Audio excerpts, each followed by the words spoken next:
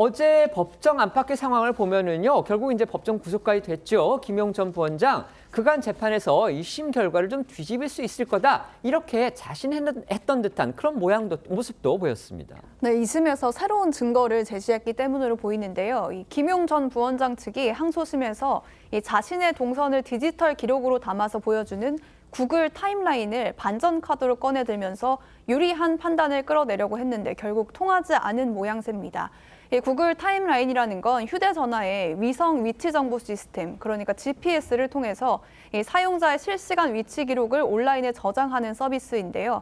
김 전 부원장 측은 이를 제시하면서 검찰이 불법 정치자금 수수 1심 및 장소로 지목한 2021년 5월 3일 서울 서초구 유원홀딩스 사무실에 내 핸드폰이 없었다. 그러니까 가지 않은 것이다. 이렇게 주장을 했습니다.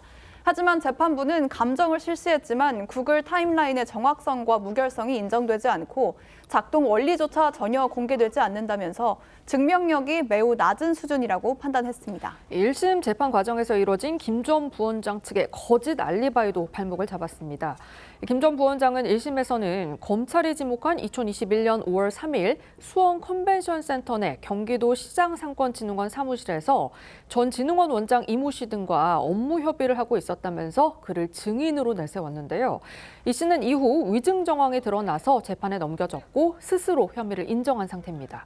2심 재판부는 이를 언급하면서 김 전 부원장이 5월 3일 유원홀딩스에 가지 않은 게 아니라면 허위 알리바이를 만들면서까지 반박할 필요가 있었는지 의문이다라고 지적을 했습니다. 김용 전 부원장 측에서는 어제 판결을 받아들일 수 없다 이러면서 즉시 대법원에 상고하겠다는 입장을 밝혔습니다. 김 전 부원장 본인의 경우에는요, 이 유죄 판결이 나올 가능성 전혀 염두에 두지 않는 듯한 그런 모습도 보였습니다. 네, 이 보석 석방 중인 상태로 재판을 받아온 김 전 부원장은요, 이 징역 5년을 선고받고 법정 구속이 되자 재판부를 향해서 판사님, 10개월 동안 뭘 하신 겁니까? 왜 이런 재판을 하십니까? 이렇게 외치면서 이 판결에 대한 불만을 드러냈다고 합니다. 김 전 부원장이 항소심에서 이 1심과 같은 선고가 내려질 거란 예상을 전혀 하지 않아서 이런 격한 반응을 쏟아낸 것으로 분석이 되고 있는데요. 김 전 부원장은 어제 이 법정에 들어가면서도 무죄를 확신하는 듯 이 기자들에게 나와서 입장을 밝히겠다라고 말을 했습니다. 하지만 유죄 판결을 받고 이 법정 구속되는 바람에 결국 소감을 직접 들을 수는 없었습니다. 징역 5년의 선고가 나오자 김 전 부원장 측 변호인단은요. 대법원에서는 이 검찰의 정치적 동기에 따른 위법 수사와 유동규 등의 허위 진술이 인정돼 김 전 부원장의 무고함이 밝혀질 것이라고 확신한다면서 즉시 상고하겠다는 입장을 낸 상태입니다.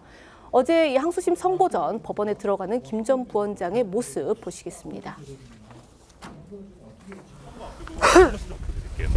들어가서 선고받고 나와서 말씀드릴게요. 구글 타임라인 집으로 제출하셨잖아요. 네, 나와서 말씀드리겠습니다. 돈 받지 않았다, 전혀 받지 그럼요, 않았다는 예. 사실은 그대로 입장 유지하시는 건가요? 그 지난 항소심 재판한 10개월 동안에 뭐 다 밝혔고 선고받고 나와서 소소하게 말씀드릴게요. 네. 이번에 2심에서도 유죄 인정되면 어떻게 대응하실 계획이신지. 그건 아직 생각해보지 않았습니다. 유죄 갑시다. 김용 전 민주연구원 부원장, 아까 저희 기자들이 다 말씀을 드린 대로요. 이재명 대표가 스스로 이 사람이야말로 나의 최측근이다 이렇게 인정을 했던 분입니다. 그런 김용 전 부원장이 어제 항소심 재판, 정치자금법 위반 혐의, 그다음에 뇌물 혐의 이걸 다루는 항소심 재판에서 유죄 판결을 받았는데요. 그 돈을 어디다 썼느냐 이것과 관련해서 법원이 인정한 부분이 바로 민주당의 지난 대선 후보 예비 경선에서 쓴 적이 있다, 쓰였다. 그 부분을 1심에 이어서 2심도 지금 인정을 한 겁니다. 물론 법원이 이재명 대표가 김용 전 부원장이 그런 불법 자금을 받는 거를 가령 지시를 했다거나 아니면 거기에 관여를 했다거나 아니면 나중에라도 그걸 알고 있었다든가 이런 부분에 대한 판결을 내리지는 않았습니다. 하지만 김용 전 부원장이 자신의 정치 활동이 아니고 이재명 당시 대선 후보를 지망하는 그 이재명 경기지사의 대선 후보 예비 경선 자금으로 쓰인 이 부분을 법원이 사실상 인정을 했기 때문에 그렇다면 이재명 대표는 과연 그걸 몰랐을까? 이런 의문이 생기는 것이고 여당에서는 당장 이건 이재명 대표의 불법 대선 자금 의혹 사건이므로 당장 수사를 본격화해야 된다. 지금 이런 주장이 나오고 있는 겁니다. 네. 어떻게 보십니까? 일단 뭐 이제 법원 2심까지 진행이 됐으면 사실심이 확정이 된 것이고요. 네. 김용 전 부원장에 대해서 지지했던 지지자들은 법원 판결에 굉장히 아쉬움이 클 거라고 봅니다. 일단 뭐 상고란 상황이기 때문에 이제 법률심을 따지겠다고 하나 일단 중요한 것들은 법원의 판결 자체는 존중돼야 되는 것이고 대한민국에 있어서 사법에 대한 판결을 부정할 수는 없다는 점은 분명히 밝히는 것이 옳다고 봐요. 다만 이제 이재명 대표의 연관성 부분들은 지난해 아마 국민의힘에서 김영 전 부원장과의 관계성에 대해서 고발장을 제출한 걸로 알고 있고요. 네. 검찰이 거기에 대해서 수사가 조금 진행은 좀 더딘 것 같아요. 그래서 이와 관련된 수사가 지금 검찰에서는 이루어지지 않고 있는데 일단은 이제 대선을 앞두고 이재명 대표의 연관성을 묶어서 국민의힘에서 정치적으로 활용할 소재로서는 충분히 2심의 결과가 나왔기 때문에 뭐 이 또한 또 이재명 대표가 나머지 사법적인 리스크에 하나를 더 얹을 수 있는 계기가 돼서 좀 험난한 길이 예고되는 것 같다. 하지만 뭐 이 부분이 대선 경선입니다. 그래서 대선 경선 자금으로서 실무진이 본인이 이 돈을 개인적으로 어떻게 활용했는지 배달 사고를 냈는지에 대해서 관계성을 못 받았으니까 재판부가 이재명 대표에 대한 적시가 없지 않았을까라는 좀 개인적인 판단이 됩니다. 알겠습니다. 일단 두 가지. 하나는 이제 재판에 영향을 미치고 이재명 대표 재판, 그리고 하나 이재명 대표 수사에 또 영향을 미치죠. 네. 이재명 대표 재판은 이것이 처음에 김용 씨가 20억 원을 요구를 해서 그중에 8억 원을 받았고 배달 사고 빼고 한 6억 원이 되는 거예요.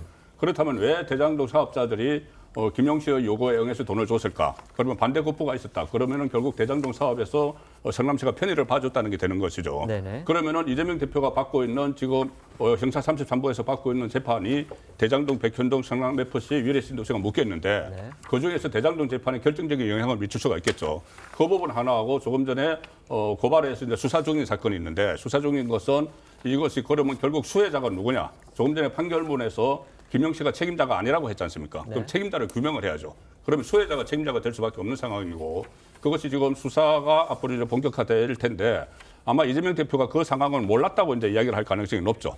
그런데 조금 전에도 이야기가 나왔지만 텔레그램 대화방, 김용 씨의 변호인들 대화방에 이재명 대표가 참여를 해서 이렇게 저렇게 지침을 주는 그런 내용들이 그때 다 공개가 됐습니다. 그렇습니다. 보도가 됐습니다. 예, 보도가 네. 됐습니다. 네. 그러면 이재명 대표가 이걸 몰랐을 리가 없다. 사전에 만약에 그것이 이재명 대표 모르게 김용 씨가 단독을 했다면은 그다음부터 김용 씨와 관계를 차단을 했겠죠. 네네. 차단을 했는데 그러지 않고 그 텔레그램 대화방에 들어가서 활동을 했다는 것은 이재명 대표도 알고 있었을 가능성이 높다. 검찰도 이제 그렇게 해서 수사를 벌일 겁니다. 네.